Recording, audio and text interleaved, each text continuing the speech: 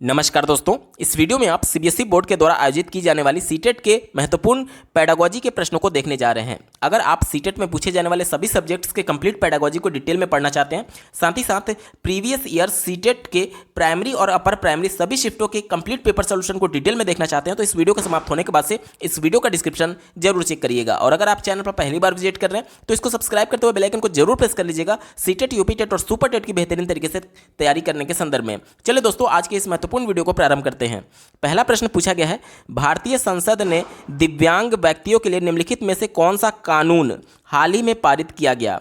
तो पहला विकल्प दिया गया है राष्ट्रीय शिक्षा नीति। तो ये भारतीय संसद के द्वारा पारित नहीं किया गया, ये हमारा उत्तर नहीं होगा। ये कोई कानून नहीं है, एक सुझाव मात्र है केंद्र सरकार को, ठीक है। और केंद्र सरकार उस पर अमल करके इस सुझाव को पारित करती है। धीरे धीरे शिक्षा क्षेत्र में इसे लागू किया जाता है। ये कोई कानून नहीं होता है जो कि संसद में नहीं बनाया जाता, ठीक है। एक कमेटी बनाई जाती है जो कि अपनी सिफारिशें प्रस्तुत करता है, जिसे हम लोग राष्ट्रीय शिक्षा नीति के नाम से जानते हैं। तो चूंकि हमसे कानून पूछा गया था, तो राष्ट्रीय शिक्षा नीति कोई कानून नहीं है, संसद में नहीं बनाया जाता, इस वजह से ये हमारा उत्तर नहीं होगा। चौथा विकल्प देखिए, शिक्षा का अधिकार अधिनियम, जिसे आप आरटीई के नाम से जानते हैं, वो 2009 में आया था। और प्रश्न क्या पूछा गया, अभी हाल ही में कौन सा कानून बनाया गया? तो ये हाल का नहीं है, हमारा उत्तर नहीं होगा। तीसरा देखिए, दिव्यांगता के साथ व्यक्तियों का अधिकार अधिनियम, ये भी हमारा उत्तर नहीं है। एक ही विकल्प बचा, ऑप्शन नंबर 2 देखिए, निःशक्त व्यक्ति समान अधिकार, अधिकार संरक्षण और पूर्ण भागीदारी अधिनियम, ये हाल ही में पारित किया गया है भारतीय संसद के द्वारा। विकल्प नंबर 2 पॉजिटिव है और यही इसका सटीक जवाब होगा। अगला प्रश्न पूछा गया था, निम्नलिखित में से कौन सा कथन प्राथमिक शिक्षा में समावेश की भावना का सटीक रूप से वर्णन करता है? समावेशन का मतलब क्या होता है, पहले इसको जान लेते हैं। तो कोई शारीरिक रूप से अक्षम बालक हो सकता है, जैसे कि कोई दृष्टिबाधित, कोई श्रवण बाधित, कोई अधिगम विकार से जूझ रहा बालक हो सकता है, जैसे कि डिसलेक्सिया, डिसकैलकुलिया, डिसग्राफिया।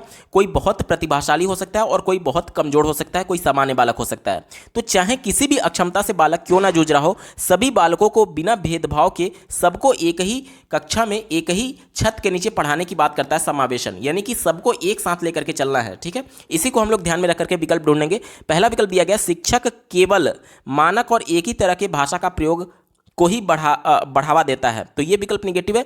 जहां पर भी आपको केवल, एकमात्र, एक ही, यही, ही जैसे शब्द आपको दिख जाए, उस विकल्प पर आपको विचार करना ही नहीं है। अगर प्रश्न पॉजिटिव सेंस में पूछा गया तो ये कभी भी हमारा उत्तर नहीं होगा, क्योंकि ये सभी शब्द जो है वो विकल्प को संकुचित बना देते हैं और वो विकल्प निगेटिव हो जाता है। तो ये विकल्प हमारा होगा नहीं। दूसरा देखिए, शिक्षक कुछ जाति समूहों के बच्चों के प्रति पूर्वाग्रह रखती है। पूर्वाग्रह क्या होता है? किसी को जाने बिना उसके बारे में अपने मन में अवधारणा बना लेना, इसे हम लोग पूर्वाग्रह कहते हैं।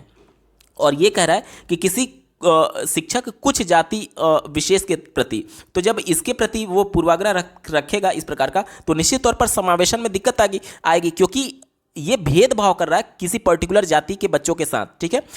इस वजह से ये भेदभाव जो है वो समावेशन का विरोध करेगा, क्योंकि समावेशन ये कहता है कि बिना भेदभाव सबको एक साथ लेकर के चलना है। तो ये भेदभाव कर रहा है, इस वजह से हमारा उत्तर नहीं होगा। तीसरा देखिए, शिक्षक को विशेष शैक्षिक आवश्यकताओं वाले बच्चों से कोई अपेक्षा नहीं होती। तो ये भी विकल्प निगेटिव है। क्यों? क्योंकि देखिए यहां पर भी भेदभाव है। जो विशेष शैक्षिक आवश्यकता वाले बालक हैं उनसे अपेक्षा ही नहीं रखी जा रही है, यानी कि उनको कम आंका जा रहा है। और जबकि समावेशन ये कहता है कि सबको एक नजर से देखना है, एक बराबर देखना है। तो ये भी भेदभाव किया जा रहा है, हमारा उत्तर नहीं होगा। एक ही विकल्प बचा, ऑप्शन नंबर 4 देखिए, शिक्षक सांस्कृतिक रूप से उत्तरदायी शिक्षा शास्त्र का प्रयोग करता है। अब यहां पर सांस्कृतिक रूप से उत्तरदायी का मतलब क्या हो गया? देखिए, शिक्षा शास्त्र यानी पेडागोजी की बात की जा रही है, यानी शिक्षण शास्त्र की बात की जा रही है। तो यानी कि सांस्कृतिक रूप से प्रत्येक बच्चा एक दूसरे से अलग हो सकता है, कि कहने का मतलब कि कोई प्रत्येक बच्चा अलग अलग राज्य से आया हो सकता है, जिसकी सांस्कृतिक पृष्ठभूमि अलग हो सकती है। इसकी वजह से प्रत्येक बच्चे को अगर साथ लेकर के चलना है, तो जाहिर सी बात है हम लोग उसके लिए उस विधि का प्रयोग करेंगे, पढ़ाने के लिए उस शिक्षण विधि का प्रयोग करेंगे जिसमें बच्चा कंफर्टेबल होगा, यानी कि सबको साथ लेकर के चलने की ये बात करता है। इस वजह से ये पॉजिटिव है और यही हमारा उत्तर होगा। अगला प्रश्न पूछा गया था, निम्नलिखित में से कौन सी विशेषताओं का समूह प्रतिभाशाली छात्रों को परिभाषित करता है? यानी कि कौन कौन सा ये तीनों विकल्प में से है जो प्रतिभाशाली का गुण होगा, हमसे पूछा जा रहा है।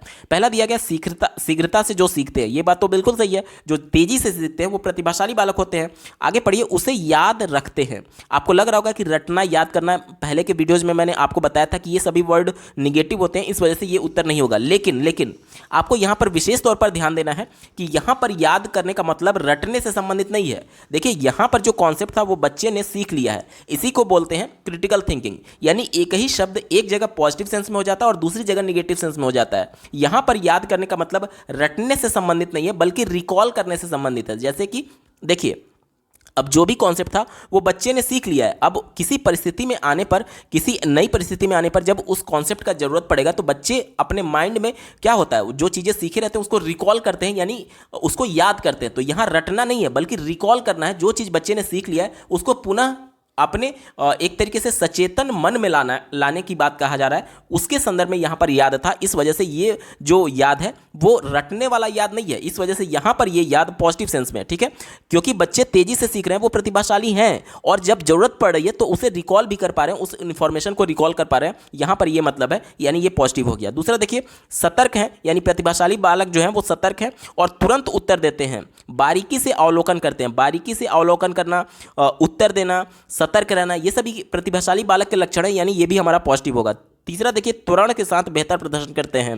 त्वरण मतलब कि एक्सेलरेशन, यानी कि बहुत अच्छा प्रदर्शन, लगातार उनका प्रदर्शन बढ़ता जा रहा है, अच्छा प्रदर्शन वो करते जा रहे हैं, तो ये भी प्रतिभाशाली बच्चों के गुण होंगे। ये भी हमारा उत्तर होगा, यानी कि 1, 2 और 3 तीनों विकल्प इसके सही हैं। ऑप्शन नंबर 3 में देखिए 1, 2, 3 इसका बिल्कुल सही जवाब होगा। अगला प्रश्न पूछा गया था, निम्नलिखित में से कौन सी शैक्षणिक प्रणाली अधिक दृष्टिबाधिता से जूझ रहे विद्यार्थियों के समावेशन हेतु प्रभावशाली नहीं है। यानी कि ये हमसे पूछा जा रहा है, कक्षा में कुछ ऐसे बालक हैं जो कि दृष्टिबाधित है, जो कि देख नहीं सकते हैं। अब उनको सामान्य बच्चों के साथ समावेशित कक्षा में, यानी समावेशी कॉन्सेप्ट के साथ एक ही कक्षा में सामान्य बच्चों के साथ पढ़ाना है। तो इसमें से कौन सा ऐसा विधि है जो प्रभावशाली नहीं होगा उन दृष्टिबाधित बच्चों को पढ़ाने के संदर्भ में। चलिए पहले विकल्प से शुरुआत करते हैं। पहला दिया गया है, प्रत्यक्ष और स्पष्ट रूप से बोलना और पढ़ाना। जब बोला जाएगा तो जाहिर सी बात है बच्चे दृष्टिबाधित हैं, देख नहीं सकते लेकिन वो सुन जरूर सकते हैं, तो ये कहीं ना कहीं उनको हेल्प करेगा, यानी ये पॉजिटिव सेंस में। और चूंकि प्रश्न हमसे नेगेटिव सेंस में पूछा गया था, इस वजह से ये हमारा उत्तर नहीं होगा। दूसरा देखिए, 3 आयामी नक्शे और चार्ट, 3D नक्शे और चार्ट की बात किया जा रहा है। तो 3D चीज़ों को बच्चे छू करके महसूस कर सकते हैं, क्योंकि बच्चा यहाँ पर केवल देख नहीं सकता लेकिन छू करके महसूस तो कर ही सकता है। तो ये भी बिल्कुल पॉजिटिव है, हमारा उत्तर नहीं होगा। क्यों? क्योंकि हमसे निगेटिव सेंस में पूछा गया था। तीसरा देखिए, ऐसी किताबें और बोर्ड जिनको छुआ और महसूस किया जा सकता है, ये भी बिल्कुल पॉजिटिव है, क्योंकि बच्चे जो दृष्टिबाधित होते हैं वो ब्रेल लिपि को छू करके ही महसूस करते हैं। तो ऐसी किताब और ऐसी बोर्ड को भी वो छू करके महसूस कर पाएंगे और कहीं ना कहीं वो उनको हेल्पफुल होगा। और चूंकि हमसे विकल्प में निगेटिव पूछा गया था और ये पॉजिटिव था, इस वजह से हमारा उत्तर नहीं होगा। एक ही विकल्प बचा ऑप्शन नंबर 4 देखिए, दृश्यात्मक प्रस्तुतिकरण देने के लिए कंप्यूटर का उपयोग। अब बच्चे दृष्टिबाधित हैं, आप कंप्यूटर पर उसको रिप्रेजेंट करिए या फिर मोबाइल पर रिप्रेजेंट करिए या फिर प्रोजेक्टर पर। बच्चे जब दृष्टिबाधित हैं, देख ही नहीं सकते, तो फिर ये शिक्षण विधि उनके लिए प्रभावशाली नहीं होगी। और चूंकि हमसे यही पूछा गया था कि कौन सी विधि प्रभावशाली नहीं है, तो यही, क्योंकि इसमें बच्चे को देखने की जरूरत पड़ेगी, रिप्रेजेंट जो किया जा रहा है कंप्यूटर पर उसको देखने की जरूरत पड़ेगी। और चूंकि बच्चा दृष्टिबाधित है इस वजह से वो देख नहीं सकता, ये निगेटिव सेंस में है, इस वजह से यही हमारा उत्तर हो जाएगा। विकल्प नंबर 4 सही जवाब है। अगला प्रश्न पूछा गया था, यहां पर देखिए एक स्टेटमेंट दिया गया और दूसरा उसका रीजन दिया गया। ये बी नहीं बल्कि आर है, क्योंकि आप सभी विकल्पों में देखेंगे तो बी की चर्चा नहीं की गई है, सब जगह आर ही दिया गया, ठीक है।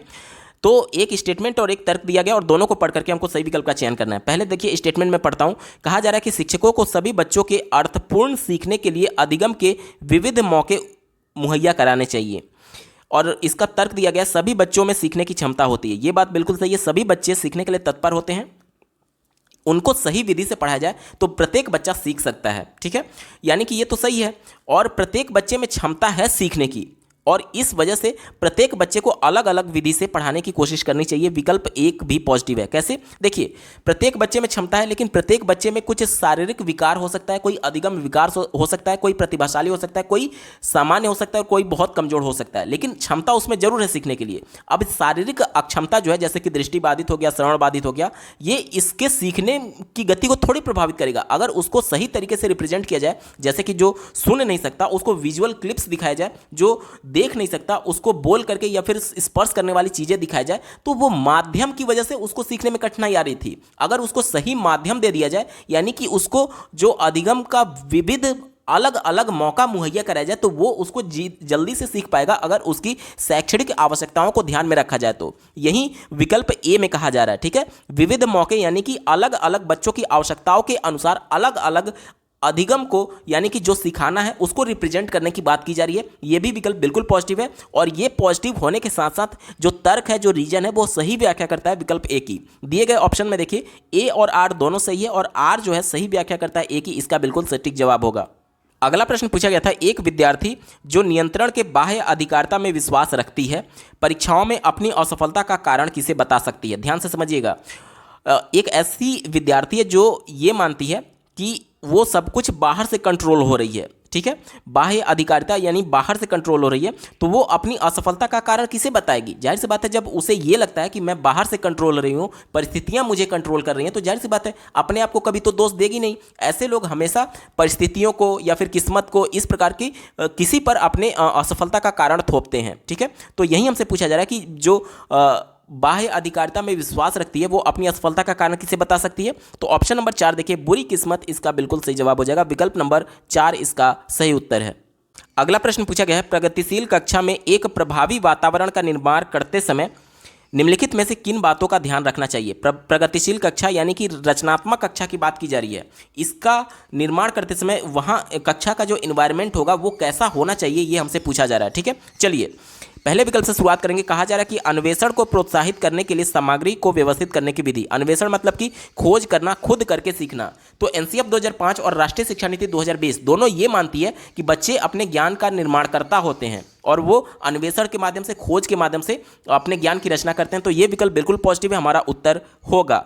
दूसरा देखिए, जोखिम लेने में विद्यार्थियों की सहायता करने के तरीके। अब यहाँ पर जोखिम लेने का मतलब ये नहीं है कि बच्चे को एक तरीके से कुछ हथियार से लड़ाई करना है या फिर इस प्रकार से जोखिम लेना है। जोखिम लेने का मतलब यहाँ पर ये है कि बच्चे अगर कोई भी गतिविधि कर रहे हैं तो बच्चे के मन में ये भय ना हो कि मैं असफल हो जाऊंगा। उसे जोखिम लेने के लिए प्रिपेयर करना कि भले तुम असफल हो जाओ लेकिन काम करो तो सही, क्योंकि आपको अनुभव तभी होगा, आपको आपका अधिगम तभी होगा जब आप कुछ करेंगे। जब आप कुछ करेंगे उसमें असफल होंगे तो कम से कम आपको ये तो ज्ञात होगा कि हाँ, मैंने इस विधि का प्रयोग किया जो कि गलत था, अब मैं अगली बार इस विधि का प्रयोग नहीं करूंगा। यानी आपके व्यवहार में परिवर्तन हुआ, कैसे? आपके प्रयास की वजह से। यानी असफल होना भी कहीं ना कहीं आपको चीजों को सिखा करके जाता है। तो ये बच्चों के माइंड में होना चाहिए कि जोखिम लेने के लिए विद्यार्थियों को तैयार रहना चाहिए और इसके लिए एज ए टीचर उसको तैयार करना है आपको कि उनकी सहायता करनी है जोखिम लेने में, ठीक है। तो ये विकल्प भी पॉजिटिव हो गया, हमारा उत्तर होगा। तीसरा देखिए, एक समान क्षमता वाले विद्यार्थियों को एक समूह में रखना। यह विकल्प निगेटिव है। कैसे? समावेशी कक्षा का यह पूरी तरीके से विरोध करता है। समावेशी कक्षा यह कहता है कि सभी बच्चों को बिना उनकी योग्यता, बिना उनके शारीरिक अक्षमता, बिना उनके अधिगम विकार और बिना उनकी एक तरीके से प्रतिभाशाली, सामान्य और कमजोर बच्चे को ध्यान में रखते हुए सभी बच्चों को एक साथ लेकर के चलना है। और ये विकल्प क्या कह रहा है? ये विकल्प ये कह रहा है कि जो एक समान क्षमता वाले बालक हैं उनको एक समूह में रखना। अब मान लीजिए बहुत प्रतिभाशाली वाले बच्चे एक साथ हो गए और बहुत कमजोर वाले बच्चे एक साथ हो गए, तो एक तो वैसे ही सीखने में उनकी गति कम है। अब जब कक्षा में उनको अलग ग्रुप में बांट दिया जाएगा तो वो और ज़्यादा हीन भावना का शिकार हो जाएंगे। इस वजह से कतई भी उनको किसी योग्यता के आधार पर, एक समान क्षमता वाले योग्यता के आधार पर बच्चों को नहीं बांटना चाहिए। ये निगेटिव होता है, ये विकल्प निगेटिव है, हमारा उत्तर नहीं होगा। चौथा देखिए, आकलन की भिन्न भिन्न विधियां। ये भी विकल्प बिल्कुल पॉजिटिव है। कैसे? देखिए, आज हम लोग समावेशी कक्षा की बात करते हैं जिसमें प्रत्येक बच्चा एक दूसरे से अलग है। कोई शारीरिक अक्षमता से जूझ रहा है तो जो बच्चा देख नहीं सकता, जो दृष्टिबाधित है, उसका पेपर पेंसिल पर सामान्य बच्चों के साथ आप परीक्षा थोड़ी ले पाएंगे, उसका आकलन थोड़ी कर पाएंगे। तो उसके लिए ये जरूरी है कि ब्रेल लिपि के माध्यम से उसका आकलन किया जाए। या फिर जो बच्चा सुन नहीं सकता उसका आप मौखिक परीक्षा थोड़ी ले पाएंगे, वाइवा थोड़ी ले पाएंगे। उसके लिए शिक्षण, एक तरीके से आकलन की विधि जो है वो अलग होनी चाहिए। उसके लिए साइन लैंग्वेज का इस्तेमाल करके वाइवा लिया जा सकता है। यानी कि ये क्या है? ये आकलन की भिन्न भिन्न विधियां हैं। प्रत्येक बच्चे की आवश्यकता के अनुसार उसका आकलन होना चाहिए, ना कि सबको एक मानक आकलन के तौर पर नहीं देखना चाहिए। तो ये भी बिल्कुल पॉजिटिव है। सभी के लिए आकलन भिन्न भिन्न विधियों के माध्यम से होना चाहिए, ये पॉजिटिव हो गया। यानी कि देखिए कौन कौन सा उत्तर सही है। 1, 2 और 4 वाला विकल्प हमारा सही होगा। दिए गए ऑप्शन में देखिए विकल्प नंबर 3 में दिया गया है 1, 2, 4, इसका बिल्कुल सटीक जवाब है। अगला प्रश्न पूछा गया था, निम्नलिखित में से कौन सी एक सहगामी अधिगम युक्ति है। सहगामी को अंग्रेजी में कोऑपरेटिव लर्निंग बोला जाता है, यानी कि एक दूसरे की सहायता करते हुए कौन सा अधिगम का प्रकार है, हमसे पूछा जा रहा है। देखिए पहले विकल्प से शुरुआत करेंगे। कहा जा रहा है कि ढालना। तो ढालना, जिस प्रकार से मिट्टी के बर्तन को कुम्हार जो होता है वो ढालता है, तो इसका मतलब ये है कि मिट्टी जो है वो अपने आप में एक्टिव नहीं है, वहाँ पर टीचर ही पूरी तरीके से रोल उसका है, ठीक है। यानी कि ये कहीं ना कहीं बच्चों के बाल केंद्रित शिक्षा का विरोध कर रहा है, क्योंकि यहाँ पर अगर छात्र को मिट्टी मान लिया जाए, जिस प्रकार से मिट्टी के बर्तन बनाया जाता है, तो उसमें पूरा जो रोल है वो टीचर का है, टीचर ही उनको ढाल रहा है। ठीक है, तो ये विकल्प हमारा नहीं होगा, क्योंकि आज हम लोग शिक्षक केंद्रित शिक्षा की बात नहीं करते, आज हम लोग बाल केंद्रित शिक्षा की बात करते हैं, जिसमें बच्चा भी उतना ही महत्वपूर्ण है जितना कि टीचर, बल्कि टीचर से भी ज़्यादा महत्वपूर्ण बच्चा है, क्योंकि बच्चे खुद करके सीखेंगे, अपने ज्ञान की रचना स्वयं करेंगे। तो ढालना हमारा विकल्प नहीं होगा। दूसरा देखिए, कहा जा रहा है क्रमबद्धता। तो यहां पर देखिए सहगामी अधिगम की बात की जा रही है, तो इससे क्रमबद्धता से कोई भी लेना देना नहीं है। तीसरा देखिए सामाजिक पृथक्करण। तो ये लेव वाइगोत्स्की जो कि संरचनावाद के सबसे बड़े समर्थक थे, उनका विरोध है, क्योंकि उन्होंने बताया था कि बच्चे सामाजिक रूप से अंतःक्रिया करके ही सीखते हैं, यानी समाज में रह करके समाज से अंतःक्रिया करके सीखेंगे। और ये विकल्प क्या कह रहा है, समाज से अलग होने की बात कर रहा है, इस वजह से ये निगेटिव था, हमारा उत्तर नहीं होगा।